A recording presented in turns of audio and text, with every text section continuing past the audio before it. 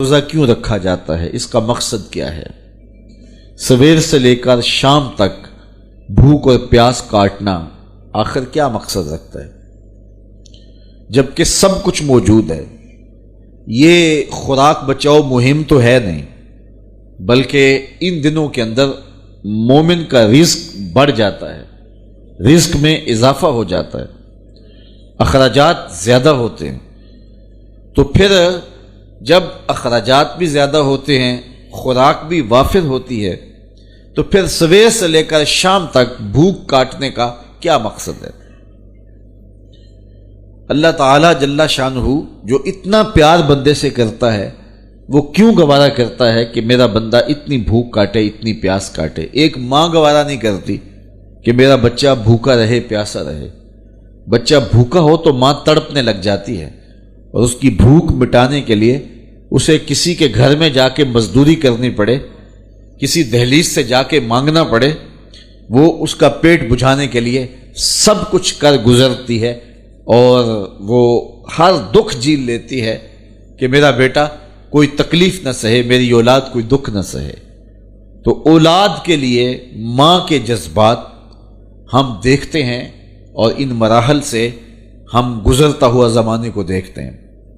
تو بیٹے کے لیے ماں بھوک اور پیاس گوارا نہیں کرتی، تو جو 70 ماؤں سے زیادہ پیار کرتا ہے، اس نے کیسے گوارا کر لیا کہ میرا بندہ سویر سے لے کر شام تک بھوکا رہے، پیاس کی شدت کاٹے، بھوک کی شدت کاٹے۔ آج کل 16 گھنٹے لمبا روزہ ہوتا ہے، اور اتنا طویل عرصہ سخت گرمی میں، زبان کانٹا ہے، حلق خشک ہے، اور بندہ دریا کنارے ہے، لیکن ایک گھونٹ بھی اٹھا کے نہیں پی سکتا۔ تو یہ کیسے رب نے چاہا جو 70 ماؤں سے زیادہ پیار کرتا ہے؟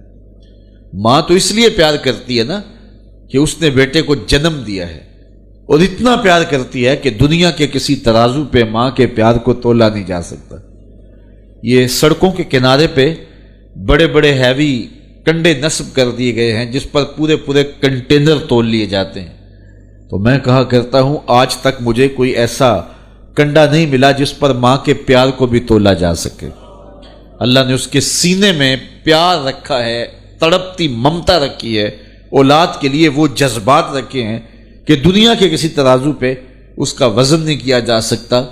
پھر دوسری بات، آج بازار جائیں تو کوئی شے بھی آپ کو خالص نہیں ملتی، لیکن ماں کا پیار آج بھی کھرا ہے، ماں کا پیار آج بھی سچا ہے۔ اولاد کے لیے اس کے جذبات آج بھی جو ہیں وہ بالکل کھرے ہیں۔ اولاد کا پیٹ پالنے کے لیے کسی کے گھر کے برتن مانجنے پڑے تو ماں اس سے بھی گریز نہیں کرتی۔ شہر میں آ کر پڑھنے والوں بھول گئے ہو، کس کی ماں نے کتنا زیور بیچا ہے۔ مائیں اولادوں کے لیے کیا کیا پاپڑ نہیں بیلتی، کیا کیا دکھ نہیں سہتی، خود گیلے بستر پہ لیٹ جاتی ہیں اور بیٹے کو خشک جگہ پہ لٹاتی ہیں، اور اذیت سہتی ہیں، دکھ سہتی ہیں، خود پیاس اور بھوک برداشت کر لیتی ہیں، لیکن اولاد کو جو ہے وہ بھوک اور پیاس ان کی برداشت نہیں کر پاتی ہیں۔ یہ ان کے سینے میں اولاد کا پیار ہے۔ تو اولاد کے ساتھ ماں باپ کو اتنا پیار کیوں ہے؟ تو اس کا جواب ایک ہی ہے، اس لیے کہ ماں نے بچے کو جنم دیا ہے۔ تو اس جملے پہ آپ کی توجہ چاہوں گا، جس نے جنم دیا ہے وہ اتنا پیار کرتی ہے، تو جس نے خلق کیا ہے وہ کتنا پیار کرتا ہو۔ ماں نے جنم دیا ہے، تخلیق نہیں کیا، تو جنم دینے والی کا پیار اس کا ٹھکانہ نہیں، اور جس نے خلق کیا ہے اس کی محبت کا عالم کیا ہوگا۔ تو ماں گوارا نہیں کرتی تو رب نے کیسے گوارا کر لیا؟ اس مسئلے کو سمجھنے کے لیے پھر دوبارہ ماں کی گود میں آنا پڑے گا۔ بیٹا بیمار ہو گیا، ماں اٹھا کے اس کو ڈاکٹر کے پاس لے گئی۔ ڈاکٹر نے کہا کہ اسے یہ دوائی دو، یہ سیرپ پلاؤ، ٹھیک ہو جائے گا۔ اب سیرپ کڑوا تھا، بچہ پیتا نہیں۔ ماں نے اس کو زبردستی لٹایا، اس کا منہ کھولا، اور سختی سے اس کے منہ کے اندر کڑوے سیرپ کے چمچ انڈھیل رہی ہے۔ کیا ماں صفاق ہو گئی؟ ماں کا پیار چھن گیا؟ اس کی ممتا کہیں رخصت ہو گئی؟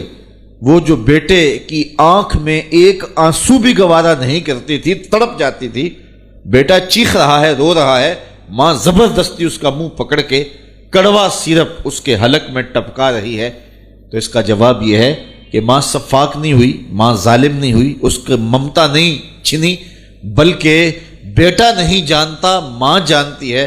یہ چند لمحوں کی کڑواہٹ ہے، چند گھڑیوں کی تکلیف ہے، اس کا نتیجہ شفا کی صورت میں برآمد ہوگا۔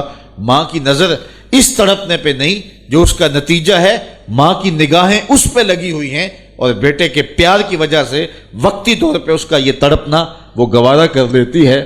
جو 70 ماؤں سے زیادہ پیار کرتا ہے وہ جانتا ہے یہ چند لمحوں کی بھوک اور پیاس ہے، لیکن نتیجہ بڑا خوبصورت ہے۔ لعلکم تتقون، تقوی کا نور نصیب ہو جائے گا۔